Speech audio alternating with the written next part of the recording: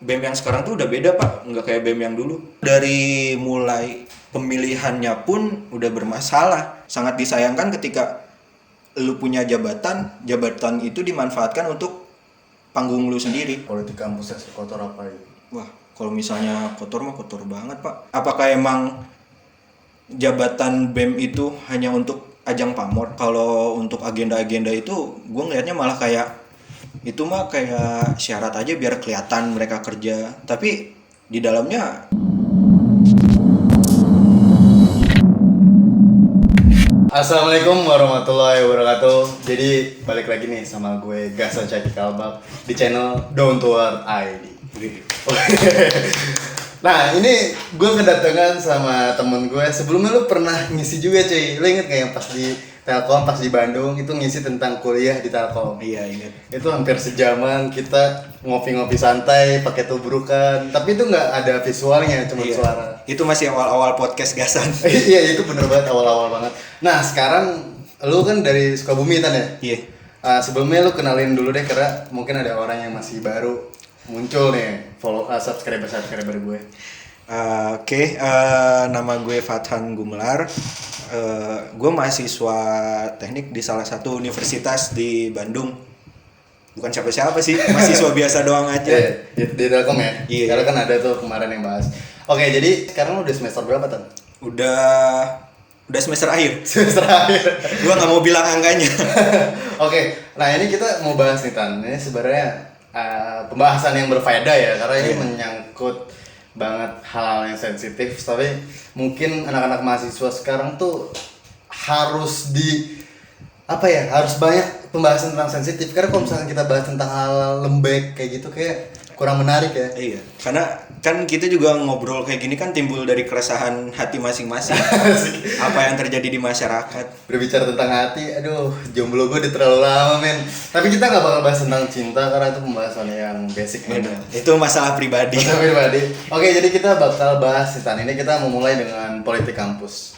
Lu gimana kalau menurut lu politik kampus? Karena kan gini Tan ya, sebelumnya gue ngelihat ketika ada pejabat-pejabat yang korupsi, ada pemerintahan yang kurang bener lah istilahnya. Gue tidak mengatakan pemerintah itu bodoh atau gimana ya, karena setiap pemerintah kan punya negatif dan positif. Iya, betul. Tetapi kalau gue lihat nih Tan ya, ini kan kenapa dia pemerintah ini jadi kayak gini? Pasti didasarkan ketika muda Tan.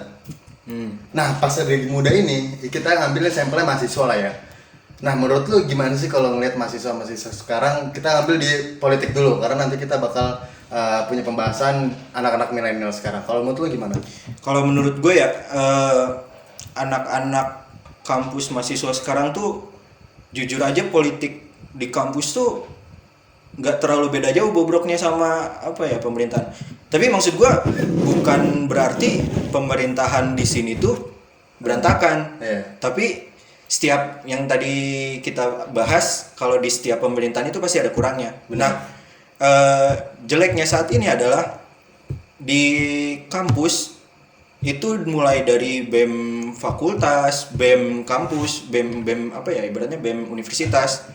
Itu tuh mereka udah bawa tujuan masing-masing. Nah, BEM sekarang tuh udah nggak kayak BEM yang dulu yang emang bener-bener mereka menjalankan berdasarkan keresahan yang ada. Kayak gitu. Jadi menurut gua belum sampai ke masa dewasa pun saat muda mereka udah melakukan yang nggak seharusnya. Gua nggak tahu entah itu dari mana, entah mereka mencontoh dari golongan yang memang sudah ada ataupun memang ada pemikiran lain di dalamnya. Tapi jujur aja BEM yang sekarang tuh udah beda pak, nggak kayak BEM yang dulu. Ibaratnya kayak waktu zaman Orde Baru. Itu mereka benar-benar turun emang berdasarkan keresahan yang ada. Tapi kalau sekarang kayak ibaratnya kayak jujur aja kayak wah ini lagi hype nih, ya udah kita turun yuk buat meramaikan. Tapi setelah itu udah hilang, nggak ada kabar lagi. Makanya kan kemarin itu sebenarnya ada dua pembahasan. Yang pertama itu adalah gue ngobrol sama dosen Tan. Jadi gambaran mahasiswa sekarang, dan itu juga terus sebelumnya juga gue ngobrol sama mantan DPR ngeliat mahasiswa sekarang. Jadi sebenarnya pembahasan gue ini tidak di saat ini doang, gue banyak banget pembahasan. Dan baru banget kemarin gue bahas sama anak Trisakti, itu gue bongkar perkorupsian. Mungkin kalian tertarik untuk nonton. Tapi gue sekarang ini untuk meyakinkan lebih jauh nih Tan. Kayak misalnya keadaan yang ada di Bandung lah, di Telkom. Kalau menurut lu, penglihatan lu kayak gimana sih? Kalau sepenglihatan gue ya, itu dari mulai pemilihannya pun udah bermasalah. Ketika gua masuk kampus pertama kali, itu ketua komisi pemilihan umum itu kebetulan dari jurusan gua. Nah, ketika saat itu ada pemilihan umum, itu terjadi masalah, yaitu ada kecurangan di salah satu paslon. Nah, kemudian yang terjadi adalah paslon yang lain meminta suara itu bukannya ditiadakan tapi dialihkan ke yang lain. Nah, sementara itu kan udah nggak make sense dong. Itu hanya menguntungkan salah satu pihak. Nah, itu bahkan sampai terjadi demo dan ketua KPU saat itu nggak bisa keluar kampus karena benar-benar dia dikepung di satu gedung karena pendukung salah satunya itu tuh menginginkan yang tadi yang gue bilang, menginginkan suara itu dialihkan.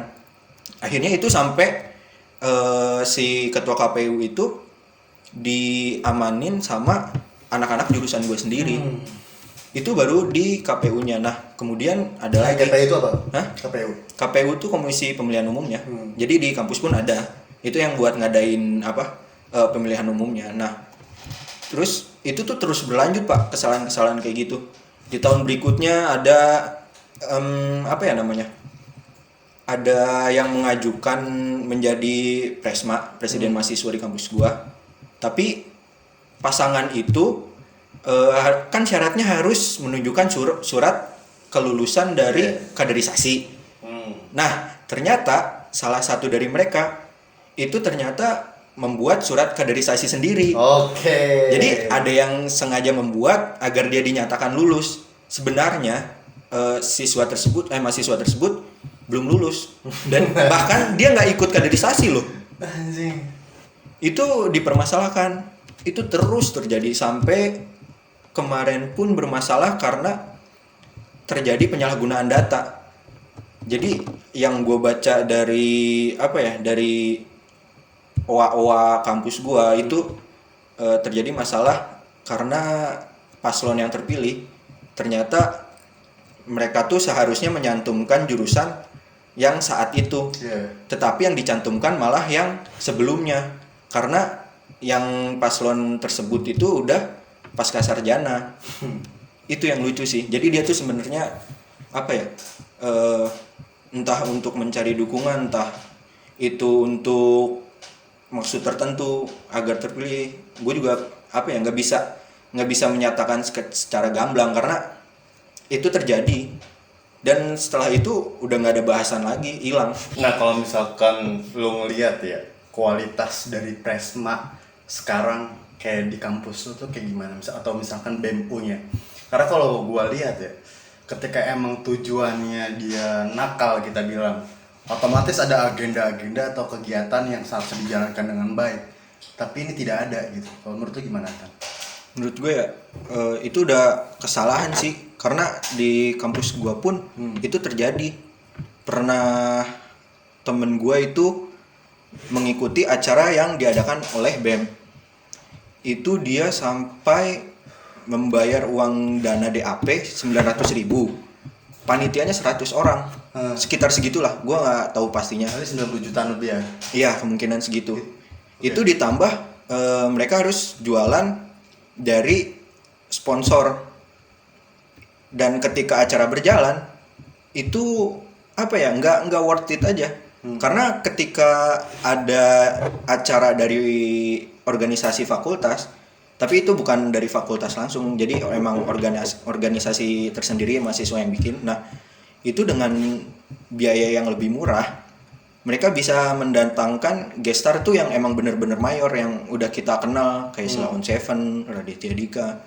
Itu tuh mereka dananya kecil dan bisa mengadakan acara sebesar itu. Sementara ketika yang 900.000 itu nggak ada band ataupun gestar yang besar, Pak. bener-bener seadanya banget. Dan itu panitianya pun protes. Ketika acara selesai mereka minta pertanggungjawaban, ketuanya menghilang, udah kayak Avatar. Jadi kan pertanyaannya gini ya Tan ya. Itu kan sebenarnya bukan duit yang orang itu gitu.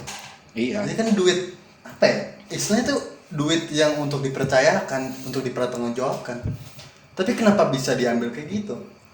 Nah, apa ya? Kalau gue nggak mungkin, bukan nggak mungkin, gue nggak bisa berpikir jelek gitu juga sih. Tapi kayaknya emang ada maksud tertentu, entah itu untuk pribadinya atau untuk yang lain. Tapi itu dana yang cukup besar. Dan apa ya? Dari mahasiswa pun udah kayak gitu loh. Iya. Gimana nanti ketika mereka udah dewasa, udah menjalaninya sebagai wakil rakyat atau sebagai ya kehidupan mereka sendiri. Karena gue juga heran sih kemarin pas gue cerita juga, pas dengar cerita yang dari Trisakti, kalau misalkan emang disogoknya kayak gitu untuk menjadi presma, dan ketika lu udah dipercayakan untuk menjadi seorang pemimpin lah istilahnya di kampus tersebut, tapi disia-siakan hanya untuk tujuan tertentu. Ini kan parah banget, men. Iya sih, kalau apa ya? Gua kalau misalnya untuk sogokan menjadi presma gua kurang tahu. Tapi yang gua lihat di kampus gua tuh, gua ngelihatnya mereka tuh udah kayak diatur oleh organisasi tertentu dengan maksud tertentu, dan itu terus berlanjut sampai saat ini. Contoh organisasi bisa nyebut nggak atau nggak usah? Jangan, nggak usah, Oke. karena nggak enak. Iya. Tapi gini, organisasinya itu nggak buruk, yang buruk tuh orangnya. Jadi balik lagi, orangnya mau kayak gimana. Sebenarnya apa ya, sangat disayangkan ketika lu punya jabatan itu dimanfaatkan untuk panggung lu sendiri. Karena ini menurut gue udah nggak asing sih Tan, karena misalkan ya main-mainan politik kampus menurut gue dari dulu tuh pasti ada, dan gimana ya, nggak bakal bisa dipungkirin Tan, karena ketika mahasiswa ngeliat duit yang udah puluhan juta bakal kagok gitu loh men, dan dari situ otak mereka tuh udah dirangsang dengan duit, dengan jabatan. Makanya ketika gue bilang gini, pejabat-pejabat koruptor terus dengan situasi yang tidak baik, ngelihat dong mahasiswa yang kayak gimana politiknya. Nah kalau menurut lo alasan apa sih orang-orang kayak gini tuh, politik kayak gini? Kalau gue gimana ya, ya kita nggak munafik lah, semua orang pasti butuh duit. Iya. Tapi kita juga harus mikir, kita nggak mungkin ngambil haknya orang lain, itu bukan hak kita. Kita kalau emang ingin memiliki itu ya kita bisa usaha. Misalnya kayak lu kan buka bisnis, ya itu dengan cara yang benar. Kalau misalnya kita ngambil hak orang lain, ya buat apa juga, itu nggak bakal ada manfaatnya. Dan juga gimana ya, lu dari kecil aja udah tergila-gila sama duit, gimana nanti ketika lu udah dewasa? Terus lo ada cerita lain gak? Misalnya gimana politik kampusnya sekotor apa gitu? Wah, kalau misalnya kotor mah kotor banget pak. Kalau misalnya di apa ya, di pemerintahan, bukan pemerintahan sekarang ya, maksudnya di setiap pemerintahan itu kan ya ada andil dari partai lah. Nah di kampus sendiri pun sekarang yang terjadi kayak gitu. Udah dimasukin partai-partai ya? Ya cuma kalau di kampus jatuhnya organisasi, cuma fungsinya sih nggak terlalu beda jauh. Tapi kalau menurut gue gini Tan, kita berbicara tentang politik kampus ya, itu ada sebuah upaya dari pemimpin-pemimpin kita ya, buta rektor atau misalkan orang-orang yang penting di sana, itu memaksa mahasiswa itu tidak kritis. Karena gue lihat nih, kalau misalkan kalian yang udah nonton demo mahasiswa di Gunadarma, itu banyak banget komentar, kenapa sih ada kampus tersebut itu tidak ada kantin atau tidak ada BEM-nya, agar tidak ada forum diskusi untuk mengkritisi kebijakan kampus. Kalau misalkan menurut lu ada ini nggak sih faktor eksternal dari misalkan rektor? Karena kalau gue lihat ya Tan, itu bisa jadi, ini bisa jadi ya asumsi nih. Asumsi. Cari aman bos. Karena bisa jadi gini Tan, rektor itu bisa jadi diambil alih sama misalkan pemerintahan. Jadi pemerintah yang melihat kalau ada kampus yang suka kritis atau suka yang komentar, itu bakal dilihat rektornya siapa, makanya rektor itu dicabut. Nah rektor pasti takut dong, iya nggak sih men? Paham. Nah kalau misalnya lu kayak gimana penglihatan lu? Gimana ya? Kalau untuk yang kampus negeri itu emang bukan kegiatan sih. Kampus tuh emang dikendalikan sama pemerintah langsung karena kan dia di bawah Kemenristek Dikti. Iya. Nah, kalau untuk yang non negeri yang swasta itu tuh anggaplah kayak kampus gua Telkom. Dia tuh kan Swasta Telkom ya? tuh swasta, tapi dia punya punya hubungan dengan pemerintah Iyalah, karena dia kan Telkom. Telkom jelas, siapa yang nggak kena Telkom walaupun Indihome kemarin nggak Lu jelas. pakai ya?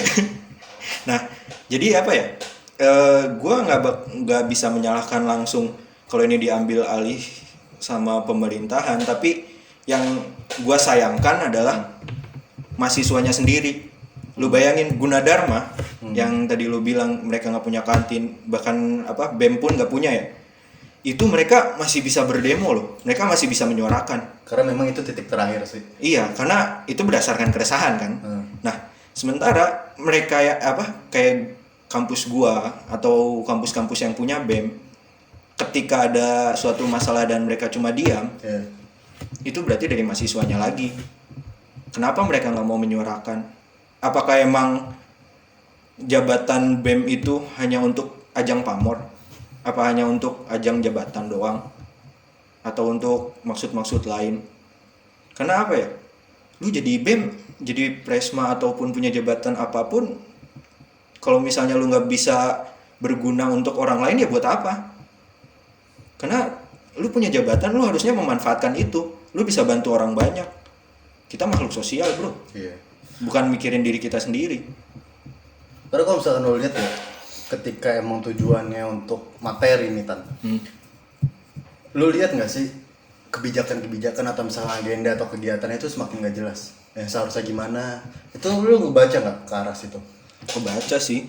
Gue mikirnya apa ya? Kalau untuk agenda-agenda itu, gue ngelihatnya malah kayak itu mah kayak syarat aja biar kelihatan mereka kerja. Tapi di dalamnya ya lu tahu sendiri, kadang nggak jelas. Entah itu mereka ngadain acara seadanya, yang rapat-rapat, yang kritis-kritis, yang sisanya ya udah nggak tahu kemana. Yang kritis pun bahkan pendapatnya lebih sering nggak dianggap. Kasian loh. Iya. Nah kalau misalkan sebobrok apa lagi nih Tan, kita bener-bener buka aja nih biar orang-orang tuh tahu gitu kalau misalkan emang, karena gue kadang gini loh Tan, untuk merubah Indonesia itu dimulai ketika muda. Misal pejabat-pejabat koruptor kayak gini, dia udah hakikatnya kayak gitu, di penjara pun Masih masuk aja lagi, masih aja lagi korupsi. Makanya ini dimendahin tuh ketika muda.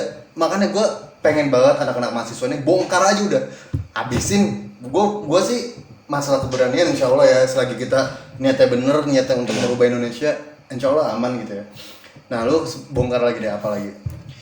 Apa ya, jeleknya tuh wah parah sih. Kalau misalnya jeleknya itu bener-bener pengaruh dari organisasi eksternal dan mahasiswa yang gila jabatan sih.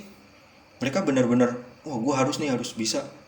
Dan di sisi lain ada faktor eksternal yang membantu mereka. Sementara orang-orang yang ingin merubah